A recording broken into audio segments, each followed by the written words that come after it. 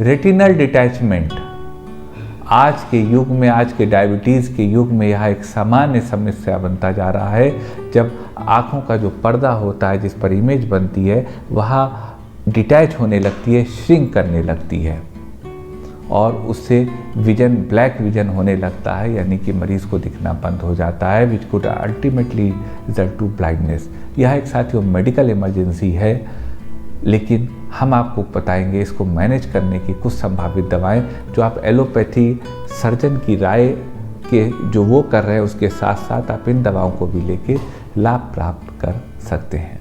मैं जब तक हूँ या जब नहीं हूँ, पर हमेशा आपके साथ हूँ, कभी भी कहीं भी। मैंने होम्योपैथी से आज तक जो भी ज्ञान अर्जन किया है वह समाज के अंतिम पंक्ति में खड़े अंतिम व्यक्ति तक सरल सुलभ समाधान के रूप में पहुँचे, यह मेरा दृढ़ निश्चय है। मैं इस कार्य को सफल स्वरूप देने में लगा हूँ। समाज के उत्थान के इस कार्य में मैं आपकी भी सक्रिय सहभागिता की अपेक्षा करता हूँ।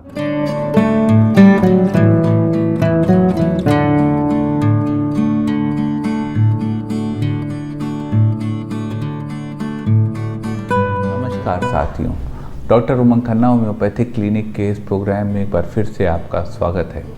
साथियों, आज हम बात करेंगे रेटिनल डिटैचमेंट के विषय में। रेटिनल डिटैचमेंट एक बड़ी समस्या है और आजकल डायबिटीज़ और अन्य कारणों से यह और बढ़ती जा रही है और यह एक ऐसी स्थिति उत्पन्न कर देती है कि व्यक्ति के आँखों से दिखना बंद हो जाता है, उनके आँख की रोशनी चली जाती है। आज हम साथियों आपको बताएंगे रेटिनल डिटैचमेंट को रोकने की संभावित होम्योपैथिक दवाएं। रेटिनल डिटैचमेंट एक इमरजेंसी है जिसको कि तत्काल डील करना चाहिए, लेकिन इसको रोकने की संभावित दवाएं हम आपके बीच लेकर आए हैं। सबसे पहले साथियों जान लेते हैं रेटिनल डिटैचमेंट होता क्या है।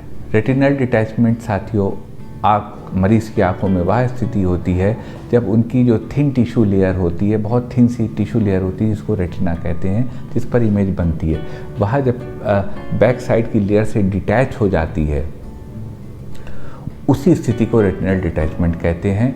जब लेयर डिटैच होती है बैक से, तो फिर उसको ऑक्सीजन सप्लाई और ब्लड सप्लाई रेटिना को मिलना बंद हो जाता है, वह श्रिंक हो जाती है और उससे फिर मरीज़ का विजन चला जाता है। रेटिनल डिटैचमेंट के सिम्टम्स की बात कर लेते हैं साथियों। रेटिनल डिटैचमेंट के सिम्टम्स ब्लड विजन होता है, आई फ्लोटर्स उत्पन्न होने लगते हैं, जो प्यूपल होती है वह कॉन्स्ट्रिक्ट हो जाती है आई की, और विजन जो है वह इम्पेयर्ड हो जाता है। यही सिम्टम्स होते हैं रेटिनल डिटैचमेंट के। रेटिनल डिटैचमेंट साथियों 3 प्रकार का होता है। पहला होता है रेगमेटोजेनिक रेटिनल डिटैचमेंट, दूसरा होता है ट्रैक्शनल रेटिनल डिटैचमेंट और तीसरा होता है एक्सुडेटिव रेटिनल डिटैचमेंट।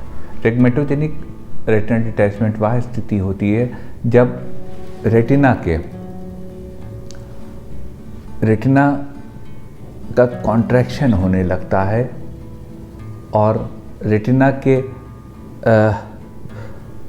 में टियर हो जाता है, होल हो जाता है, रेटिना में टियर और होल हो जाता है और उसके बाद जो है वह रेटिना का कॉन्ट्रैक्शन शुरू हो जाता है। यह विशेषकर डायबिटिक पेशेंट्स में पाया जाता है। दूसरा होता है ट्रैक्शनल रेटिनल डिटैचमेंट। ट्रैक्शनल रेटिनल डिटैचमेंट में साथियों ट्रैक्शन लगता है, रेटिना श्रिंक होती है, कहीं पर एक पीछे इरप्शन होता है, इरप्शंस के कारण पीछे कोई ग्रोथ होती है और उसके बाद रेटिना श्रिंक करने लगती है। इस स्थिति को ट्रैक्शनल रेटिनल डिटैचमेंट कहते हैं। और तीसरा होता है साथियों एक्सुडेटिव रेटिनल डिटैचमेंट। इसमें जो आइज़ की रेटिना होती है उसके पीछे फ्लूइड का एक्युमुलेशन शुरू हो जाता है, जिससे रेटिना श्रिंक करने लगती है। यह साथियों 3 प्रकार का रेटिनल डिटैचमेंट होता है जो कि संभवतः मरीजों में पाया जाता है। लेकिन साथियों समस्या है तो समाधान है।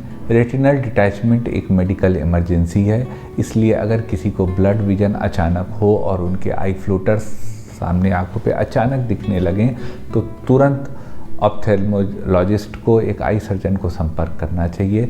लेकिन हम आपको कुछ संभावित दवाएं बताएंगे जो रेटिनल डिटैचमेंट में सपोर्टिव थेरेपी की तरह मदद कर सकती हैं। प्रयास किया जा सकता है। दवाएं जो बताने जा रहे हैं वो कारगर हैं, लेकिन कोई भी दवा बिना कुशल चिकित्सक से प्रिस्क्राइब करें ना लें। चलते हैं साथियों सफ़र पे, आपको बताते हैं रेटिनल डिटैचमेंट को मैनेज करने की होम्योपैथी में कुछ संभावित दवाएं। एक स्थिति साथियों रेटिनल डिटैचमेंट में आती है कि कोई आई को इंजरी हो गई हो और आई इंजरी होने के बाद हैमरेज हो गया हो आइज़ में, और उसके बाद ब्लैक विजन हो गया हो, दिखना बिल्कुल बंद हो गया हो। तो अगर यह स्थितियों की इंजरी के कारण अगर रेटिनल पे असर पड़ा है और रेटिनल डिटैचमेंट की संभावना है, तो उसके लिए होम्योपैथी में संभावित कारगर दवा है आर्निका। आर्निका 200 पावर में 2-2 बूंद दिन में 3 बार दी जा सकती है। यह मरीज़ के इंजरी और हैमरेज के केस में होने वाले रेटिनल डिटैचमेंट को कंट्रोल करने में मदद करेगी। एक स्थिति आती है साथियों रेटिनल डिटैचमेंट के केस में, किसी को रेटिनल डिटैचमेंट हो रहा हो और उनको आँखों के सामने बहुत शाइनी ऑब्जेक्ट्स दिख रहे हों।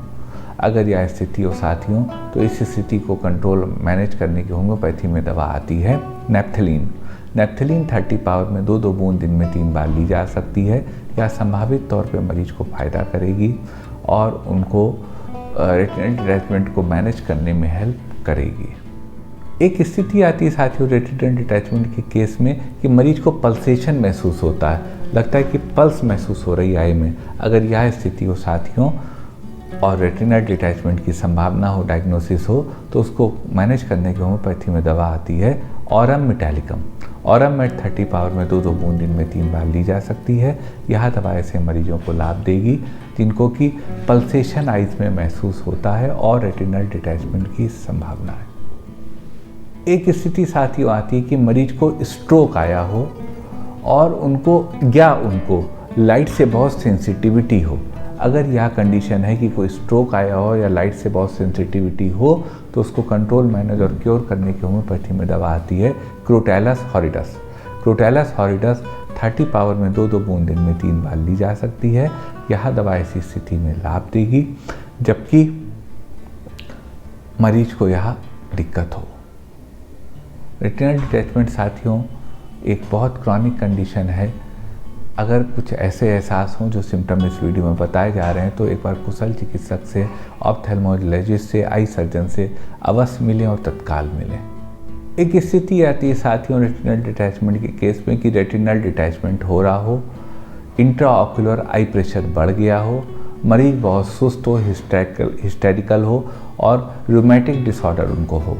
अगर यह सिम्टम्स हो साथियों, तो इस स्थिति में रेटिनल डिटैचमेंट को कंट्रोल मैनेज क्योर करने की बहुत अच्छी दवा होम्योपैथी में जेल्सीमियम सेमीपरवाइनम।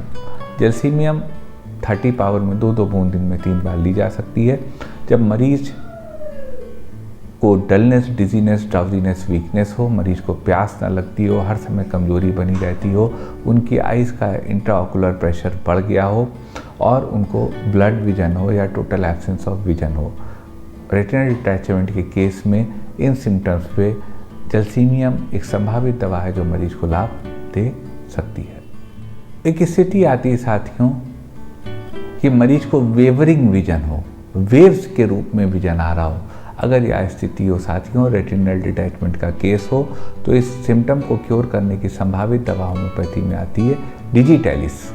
डिजिटैलिस 30 पावर में 2-2 बूंद दिन में 3 बार ली जा सकती है। या जो वेव पैटर्न में विजन आ रहा हो, इस सिम्टम पे डिजिटैलिस बहुत अच्छा काम करती है। संभावना है कि इस दवा से मरीज को लाभ प्राप्त हो सकता है। नंबर 1 दवा साथियों जो होम्योपैथी में रेटिनल डिटैचमेंट की आती है उस सिम्टम पे कि जब मरीज को हेजी दिख रहा हो, दूर का हेजी दिख रहा हो और उनके रेटिनल डिटैचमेंट हो, तो इस स्थिति में बहुत कारगर दवा होम्योपैथी में है जबरेंडी। नॉर्मली हम लोग हेयर की केयर के लिए इस दवा को जानते हैं, लेकिन जबरेंडी रेटिनल डिटैचमेंट को रोकने की, मैनेज करने की बहुत अच्छी दवा है। 30 पावर में 2-2 बूंद दिन में 3 बार अगर हेजी विजन हो तो यह दवा ली जा सकती है। यह दवा मरीज को लाभ देती है। एक स्थिति साथियों आती है किसी मरीज को रेटिनल डिटैचमेंट हो और उनकी आइज़ में जलन बहुत हो रही हो, हीट महसूस हो रही हो। अगर यह सिम्टम हो साथियों, तो उस स्थिति को ठीक करने की होम्योपैथी में बहुत अच्छी दवा है रूटा ग्रेविलेंस। रूटा 200 पावर में 2-2 बूंद दिन में 3 बार दी जा सकती है। यह एक संभावित दवा है जो मरीज को लाभ दे सकती है जब आंखों में जलन बहुत महसूस हो रही हो, तो रूटा 200 ऐसे में ड्रग ऑफ द चॉइस हो सकती है। ये साथियों कुछ दवाएं थी रेटिनल डिटैचमेंट की। रेटिनल डिटैचमेंट एक मेडिकल इमरजेंसी है।